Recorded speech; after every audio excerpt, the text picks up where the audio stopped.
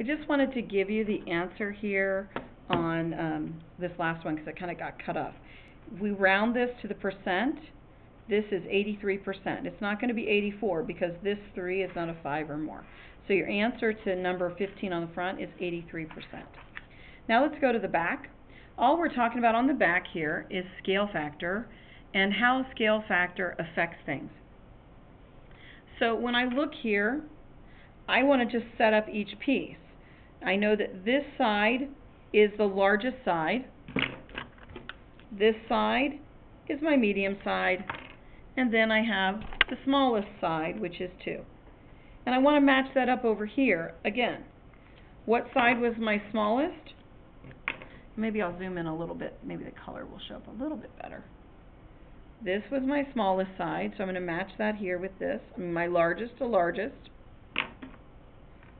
Smallest to smallest. And then medium to medium. Now the reason I tell you to do that is sometimes they're going to have the pictures in different ways. They're going to be maybe on its side. One of them's on the side and one of them's on the bottom. So you want to make sure you're matching up the numbers there.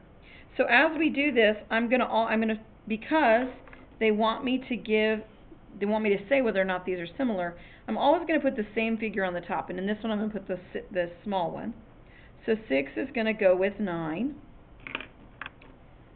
4 is going to go with 6. And 2 is going to go with 3. Now, do these all reduce to the same fraction? Yes. 6 over 9 equals 2/3.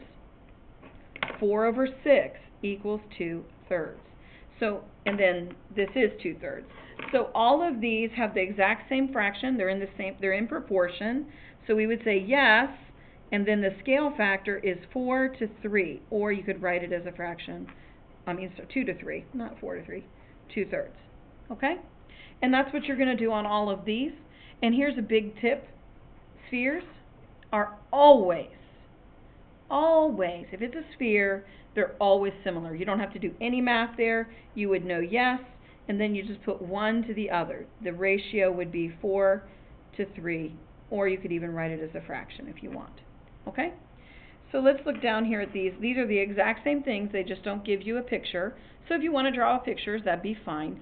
But notice in 6, we have a cylinder and a cone. Now, can similar figures ever be different shapes? No. So because these aren't even the same shape, this is a no. These are not in scale factor. So we would just say no here. And if you say no, then there is no scale factor. So that's you're done there. So let's look down here at these, number 7. In number 7, they've kind of started you out here. You know that the area of this small one to the area of the other is going to make a ratio. So we just plug in our volume, 64 to 216. But volume, remember, is units cubed. So if I want to get from the scale factor, I have to figure out what is the cube root of that and what is the cube root of that.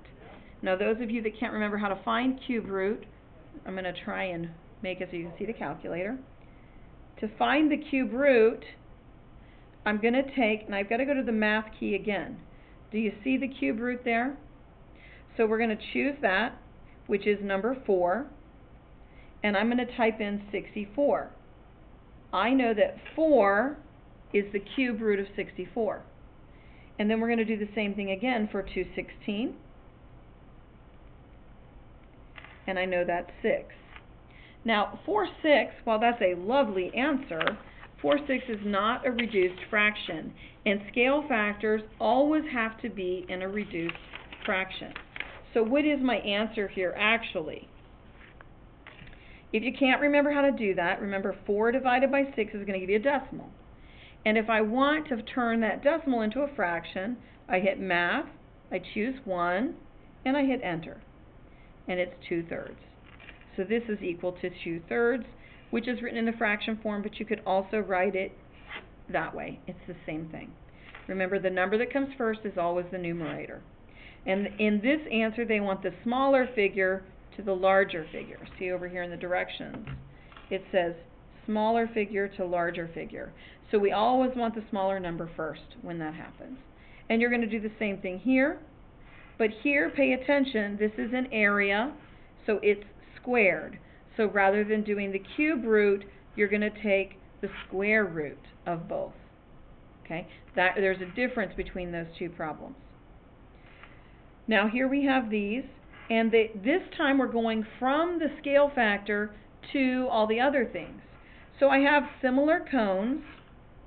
They're telling me the cones are similar, and I have one height of 4 and one height of 12. And I'm just drawing kind of a sad little cone here for you. These are sad little cones, okay? But they're cones nonetheless. My scale factor is going to be 4 to 12, but is that reduced? No. When I reduce that, I get 1/3. And you know how to do that in your calculator now. So that is my answer. And you can write it as a fraction, or you can write it as a ratio. They are the same thing. What is the ratio of their surface areas?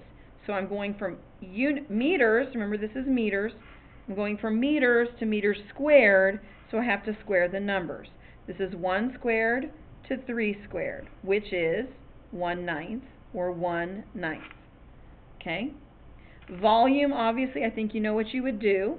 Take your original and cube it. What is 1 cubed? Well, that's still 1. What is 3 cubed? You put it in your calculator and figure it out. Now, in number 11, I had to sit and look at this a second, and I want you to think about this. Draw yourself a box. Because I had a hard time until I drew a box, because you know I'm very visual. And in this box, there are 450 golf balls. And they tell me that between this regular box and this bigger box, my dimensions triple. Now you might be tempted to just take 450 and cube it, but don't do that. I know this side and this side and this side because it's a cube box, okay? That would be what? X cubed, because we would take base times height times length, okay? Or the area of the base, which would be x squared times the height. Still going to get x cubed. That's my volume of this box. And I get 450 balls in that box.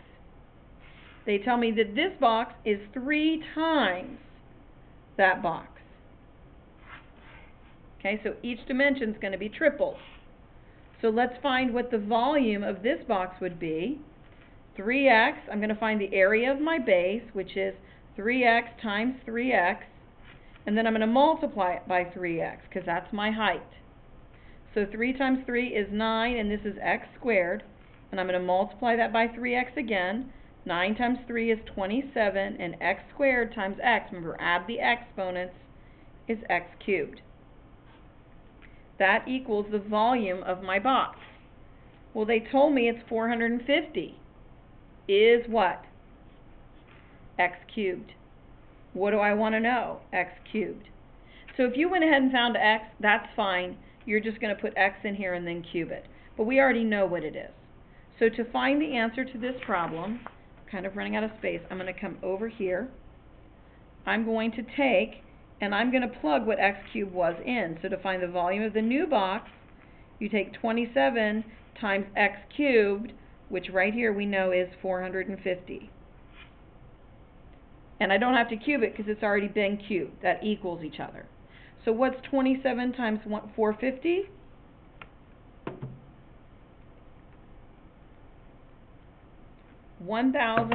No, 12,150.